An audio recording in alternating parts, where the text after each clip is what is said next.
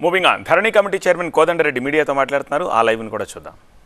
ఉన్న భూమికి సంబంధించిన పట్టాదారు పాస్ పుస్తకం కానీ పహణి కానీ ఇంకా ఏదైనా ఆధారాలు భూమికి సంబంధించినవి మేము పెట్టుకుంటున్నాము. ఇప్పుడైతే మేము అది కూడా తీసుకుంటలేము, ఆన్లైన్లో మాకు దొరుకుతున్నది. ఈ ధరణి వచ్చిన తర్వాత ఆన్లైన్ చేసింది కదా, అందులో చూసుకొని మేము ఇస్తున్నాం. అదనంగా ఏమడుగుతున్నారు బ్యాంకు వాళ్ళు? ఆధార్ కార్డు అడుగుతున్నారు.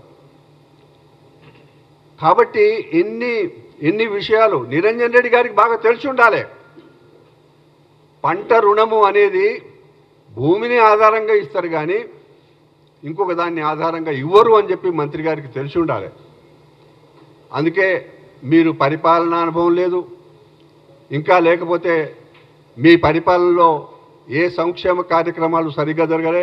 ఐవీఎఫ్ ఒక అధునాతన సంతానోత్పత్తి చికిత్స. అనేక దంపతులకు తల్లిదండ్రులు కావాలనే వారి కలను నెరవేర్చుకోవడానికి సహాయపడుతుంది. ఈ రోజే ఓఎస్ఎస్ ఫర్టిలిటీని సందర్శించండి. ఇప్పుడు పెట్టుకుంటున్నాం కదా, మీ కళ్ళ ముందున్న సంగతి. ధరణి నిర్వాహకం ఏంది? మీరు చేసిన నిర్వాహకం వల్ల 20 లక్షల కుటుంబాలకు మీరిచ్చిన రైతు బంధు అని గగ్గోలు పెట్టిండ్రే.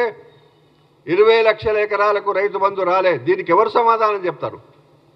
భూమి కలిగి ఉన్నది, కబ్జాలో ఉన్నాడు, మీరిచ్చే డబ్బు రాలే. ఎవరు తప్పిది? ఈ విధంగా మీరు రైతాంగాన్ని, పేద వర్గాలను సంక్షేమ కార్యక్రమాల విషయంలో అన్నిట్లలో ఒకటి కాదు, అన్ని గోల్మాల్లే. తగుదునమ్మా అంటూ ఈరోజు మీరు మాకు పాఠాలు నేర్పడం చాలా విచిత్రంగా ఉంది.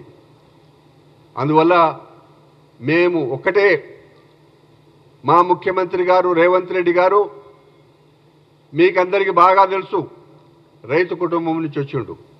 మా మంత్రివర్గంలో అందరూ కూడా దాదాపుగా వ్యవసాయ కుటుంబం నుంచి వచ్చిన వాళ్ళే.